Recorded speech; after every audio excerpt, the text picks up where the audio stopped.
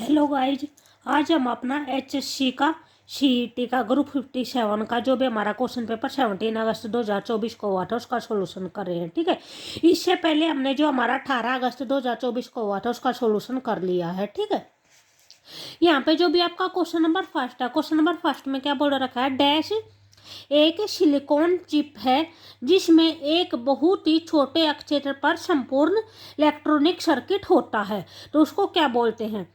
First option आपका Turing machine, second है Pascaline, third है इंटीग्रेटेड सर्किट और जो फोर्थ ऑप्शन है वो है ट्रांजिस्टर। तो यहाँ पे हमारा आंसर कौन सा आ जाएगा, ऑप्शन नंबर सी आ जाएगा। ठीक है, इंटीग्रेटेड सर्किट हो जाएगा।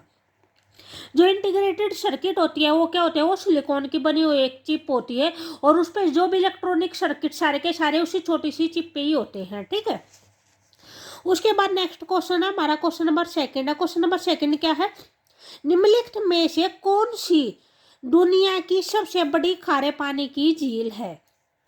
चिल्का झील है, कैस्पियन सागर है, विक्टोरिया झील है या फिर मिशिगन है। तो यहाँ पे दुनिया की जो सबसे बड़ी खारे पानी की झील है वो कौन सी है, वो है हमारा ऑप्शन नंबर सेकंड कैस्पियन सागर। ठीक है, अगर आपसे ये पूछते हैं अभी भारत की जो सबसे बड़ी खारे पानी की झील है वो कौन सी है, तो वो कौन सी हो जाएगी, वो चिल्का झील हो जाएगी। ठीक है, और जो दुनिया की सबसे बड़ी मीठे पानी की जो झील है वो कौन सी है, विक्टोरिया झील है। ठीक है, दुनिया की सबसे बड़ी खारे पानी की झील कौन सी है, कैस्पियन सागर है, और मीठे पानी की झील कौन सी है, विक्टोरिया झील है।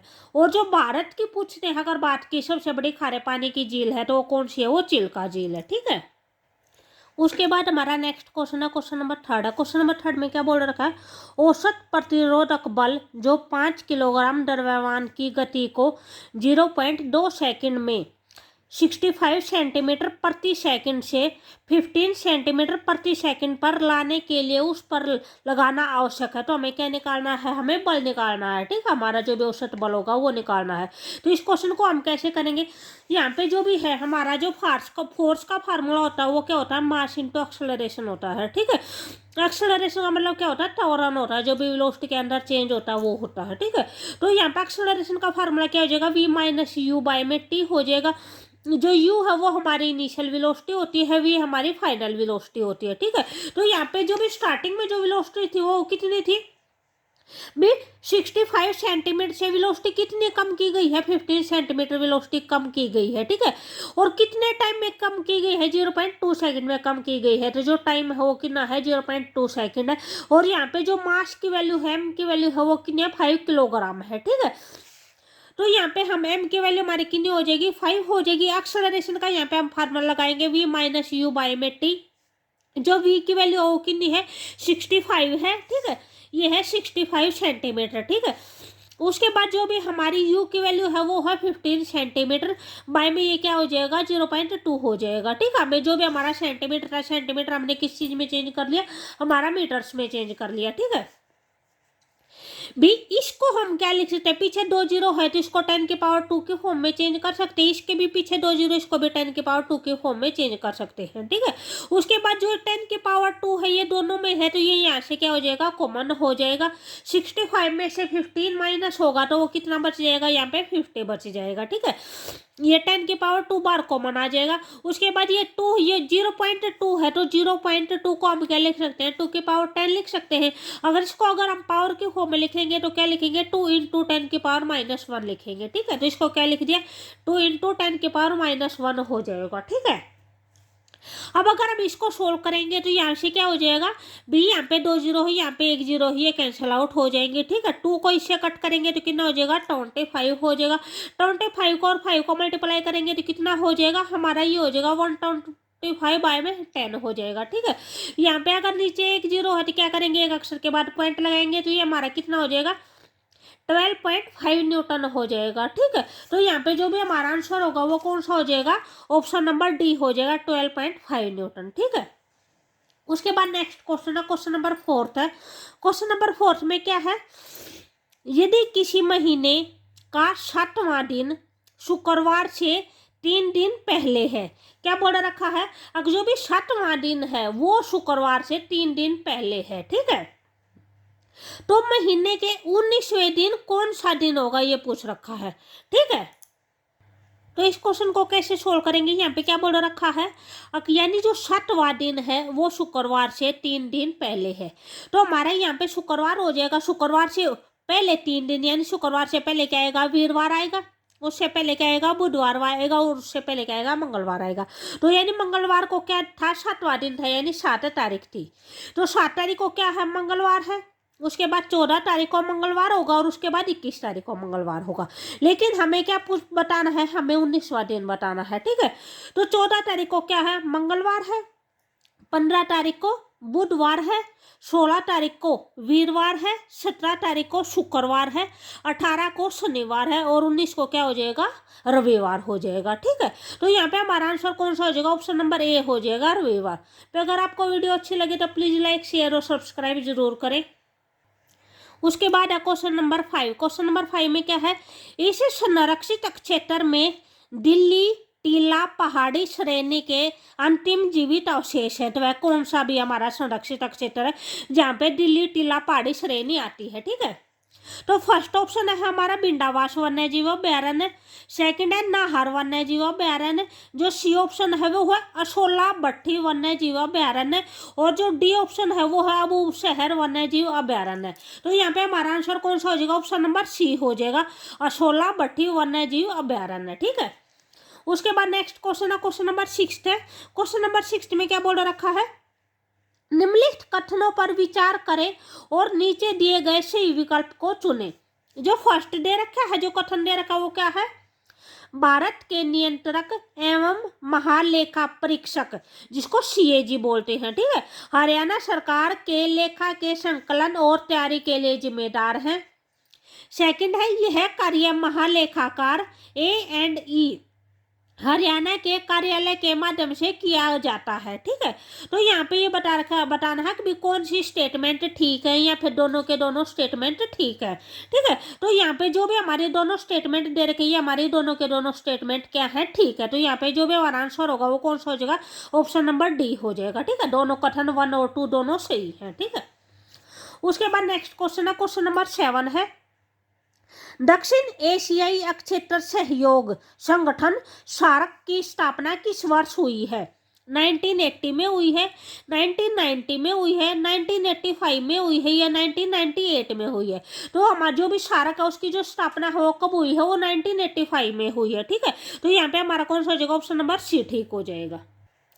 उसके बाद क्वेश्चन नंबर 8 है। क्वेश्चन नंबर 8 में क्या है, पृथ्वी डैश को सूर्य के अत्यंत निकट होगी, यानी किस दिन है जो पृथ्वी सूर्य के सबसे निकट होगी। 21 जून को होगी, 4 जुलाई को होगी, 23 सितंबर को होगी, या फिर 3 जनवरी को होगी। तो पृथ्वी सूर्य के सबसे निकट किस दिन होती है, 3 जनवरी को होती है, 3 जनवरी को होती है। ठीक है, जो भी यहाँ पे 21 जून दे रखा है, 21 जून को क्या होता है, 21 जून को सबसे लंबा दिन होता है, और जो रात है वो क्या होती है, छोटी होती है। और उसके बाद जो 22 दिसंबर होता है, 22 दिसंबर को दिन छोटा होता है और रात क्या होती है, बड़ी होती है। ठीक है, उसके बाद नेक्स्ट क्वेश्चन है क्वेश्चन नंबर 9 है।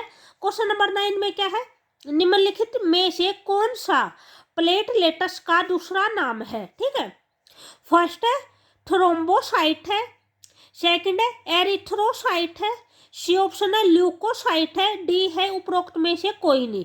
तो यहाँ पे जो भी हमारा ब्लड होता है, ब्लड के अंदर 3 टाइप की सेल होते हैं, आरबीसी, डब्ल्यूबीसी और प्लेटलेट्स। ठीक है, तो जो भी प्लेटलेट्स का जो दूसरा नाम होता है वो क्या होता है, थ्रोम्बोसाइट होता है। ठीक है, उसके बाद जो सेकंड दो टाइप की जो बची है वे क्या है, एक तो आरबीसी यानी लाल रक्त कोशिकाएं बोलते हैं, और जो सेकंड होते हैं वो क्या होते हैं, श्वेत रक्त कोशिकाएं, डब्ल्यूबीसी बोलते हैं। ठीक है, तो जो लाल रक्त कोशिकाएं होती हैं उनका जो दूसरा नाम होता है वो क्या होता है, एरिथ्रोसाइट होता है, और जो श्वेत रक्त कोशिकाएं होते हैं उनका जो दूसरा नाम होता है वो क्या होता है, ल्यूकोसाइट्स होते हैं। ठीक है, उसके बाद नेक्स्ट क्वेश्चन हमारा क्वेश्चन नंबर 10 है। क्वेश्चन नंबर 10 में क्या है, इफ यू क्या होता है, यू आपका एक यूनिवर्सल सेट होता है। ठीक है, तो यहाँ पे जो भी यू है, यू के अंदर क्या दे रखे हैं, 100 तत्वों वाला एक सार्वभौमिक समुच्चय है, यानी यू आपका एक यूनिवर्सल सेट है जिसके अंदर किन एलिमेंट है, 100 एलिमेंट है। ठीक है, उसके बाद ए और बी दो ऐसे समुच्चय हैं कि जो एन ए यानी जो ए सेट है, ए सेट के अंदर जो नंबर ऑफ एलिमेंट है वो कितने हैं 50। जो एन बी दे रखा है, एन बी का मतलब यानी number of element in set B, set B के अंदर जो नंबर ऑफ एलिमेंट है वो 60 है, ठीक है। एन ए इंटरसेक्शन बी, जो ए इंटरसेक्शन बी है उसके अंदर जो नंबर ऑफ एलिमेंट है वो 20 है। तो हमें क्या निकालना है, N A dash intersection B dash निकालना है, ठीक है। तो यहाँ पे N A dash intersection B dash का जो फार्मूला होता है वो क्या होता है, एन ए डैश प्लस में एन बी डैश माइनस में N A dash union B dash, ठीक है। इसका ये फार्मूला होता है। इस क्वेश्चन को हम कैसे सोल्व करेंगे, सबसे पहले हम क्या निकालेंगे, अपना एन ए डैश निकालेंगे, यानी हमें एन ए डैश की वैल्यू पुट करनी है, एन बी डैश की वैल्यू पुट करनी है और इसकी वैल्यू पुट करनी है। उसके बाद हमारा क्या होगा, ये आ जाएगा हमारा, ठीक है। हमें इसी की वैल्यू निकालनी है। तो जो भी हम अपना एन ए डैश निकालेंगे, एन ए डैश कैसे निकालेंगे, जो भी यूनिवर्सल सेट होता है उसके अंदर एन एक एलिमेंट क्या कर देते हैं, माइनस करते हैं। यूनिवर्सल सेट के अंदर एक एलिमेंट माइनस कर देते हैं। तो यूनिवर्सल सेट के अंदर हमारे 100 एलिमेंट है। जो ए सेट है उसके अंदर हमारे कितने एलिमेंट है, 50 एलिमेंट दे रखे हैं। तो हमारे कितने बचे हैं, 50 एलिमेंट बच जाएंगे, ठीक है। Same as it is N B dash निकालेंगे। यूनिवर्सल सेट के अंदर कितने एलिमेंट है, 100 एलिमेंट है। उसमें से क्या करेंगे, बी के एलिमेंट माइनस कर देंगे। तो जो भी हमारे बी के एलिमेंट है वे कितने हैं, 60 है। तो 100 में से 60 माइनस हो जाएगा तो कितना हो जाएगा, 40 हो जाएगा, ठीक है। उसके बाद क्या निकालेंगे, अपना थर्ड निकालेंगे, N A dash union B dash, ठीक है। जो N A dash union B dash क्या निकालते हैं, एन यू में से एन यू हमारा कितना है, वही है 100 है। 100 में से क्या करेंगे, इंटरसेक्शन के एलिमेंट माइनस कर देंगे और जो इंटरसेक्शन के एलिमेंट है वे कितने हैं, 20 है। तो 100 में से 20 माइनस करेंगे तो हमारा कितना हो जाएगा, 80 हो जाएगा, ठीक है। तो ये जो भी अभी हमारी 3 वैल्यू आई है, ये 3 वैल्यू क्या कर देंगे, हम अपने फार्मूले के अंदर पुट कर देंगे। यहाँ पे हमारी कितनी वैल्यू आई थी, 50 वैल्यू आई थी ये। उसके बाद कितनी वैल्यू आई थी, 40 वैल्यू आई थी। और माइनस में क्या है, जो थर्ड वैल्यू आई थी वो कितनी आई थी, 80 आई थी, ठीक है। तो यहाँ पे हमारा 50 और 40 कितना हो जाएगा, 90 हो जाएगा। माइनस में क्या हो जाएगा, 80 हो जाएगा। तो हमारा कितना बच जाएगा, 10 बच जाएगा, ठीक है। तो यहाँ पे जो भी हमारा आंसर होगा वो कौन सा हो जाएगा, ऑप्शन नंबर डी हो जाएगा, 10 हो जाएगा, ठीक है। अगर आपको हमारी वीडियो अच्छी लगी तो प्लीज लाइक शेयर और सब्सक्राइब जरूर करें, ठीक है। उसके बाद क्वेश्चन नंबर 11 है। क्वेश्चन नंबर 11 में क्या बोल रखा है, 4 के प्रथम 6 गुणनजों का माध्य क्या होगा, ठीक है। यानी जो भी 4 है उसके प्रथम 6 गुणनज लेने हैं। गुणनज क्या होते हैं कि भी जो उसके मल्टीपल होते हैं, जो उसकी टेबल में आते हैं। तो हम 4 की टेबल लिखेंगे और कितने तक लिखेंगे, 6 तक लिखेंगे। 4 1 जा 4, 4 2 जा 8, 4 3 जा 12, 4 4 जा 16, ऐसे 6 तक लिखेंगे। 4 6 जा 24, ठीक है। उसके बाद क्या निकालना है, माध्य निकालना है। तो जो माध्य का फार्मूला होता है वो क्या होता है, भी जो भी हमारे नंबर्स होते हैं उनका सम कर देंगे और बाय में नंबर ऑफ टर्म। तो यहाँ पे टर्म कितनी है, 1 2 3 4 5 6 टर्म है। तो बाय में 6 हो जाएगा, ठीक है। तो यहाँ पे अगर हम इन सब का सम करेंगे तो हमारा सम कितना आ जाएगा, 84 हो जाएगा और बाय में 6 हो जाएगा। उसके बाद इसको कट करेंगे तो हमारे कितने पे कट हो जाएगा, 14 पे। 14 6 जाके कितना होता है, 84 होता है, ठीक है। तो यहाँ पे जो भी हमारा आंसर होगा वो कौन सा हो जाएगा, ऑप्शन नंबर सी हो जाएगा, 14 हो जाएगा, ठीक है। उसके बाद नेक्स्ट क्वेश्चन है, क्वेश्चन नंबर 12 है, 16वें वित्त आयोग के अध्यक्ष कौन है। निर्मला सीतारमन है, डॉक्टर अरविंद पनगाड़िया है, एन के सिंह है, या उपरोक्त में से कोई नहीं। तो यहाँ पे जो भी हमारा आंसर होगा वो कौन सा हो जाएगा, ऑप्शन नंबर बी हो जाएगा, ठीक है। उसके बाद हमारा क्वेश्चन नंबर 13 है। 13 में क्या है, वह अभिलेख जिसमें उड़ीसा के राजा खारवेल के अभियानों के बारे में विवरण किया गया है, वह अभिलेख कौन सा है। जो यहाँ पे फर्स्ट ऑप्शन है वो है ए होले अभिलेख, सेकंड है इलाहाबाद सतंबा अभिलेख, सी ऑप्शन है हाथी खुम्बा गुहा अभिलेख और जो डी है वो है हल्बेडी अभिलेख।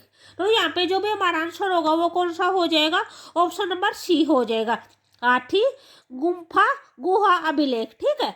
तो यहाँ पे जो भी ए होल अभिलेख है उसके अंदर किसका जिक्र किया गया है, उसके अंदर चालुक्यों के इतिहास के बारे में बताया गया है, ठीक है। और जो इलाहाबाद स्तंभ अभिलेख है वहां पे किसका जिक्र किया गया है, वहां पे गुप्त साम्राज्य के बारे में बताया गया है, ठीक है। उसके बाद नेक्स्ट क्वेश्चन है, क्वेश्चन नंबर 14 है, किसी और के विचार या कार्य को अपने विचार या कार्य के रूप में प्रयुक्त करना क्या कहलाता है।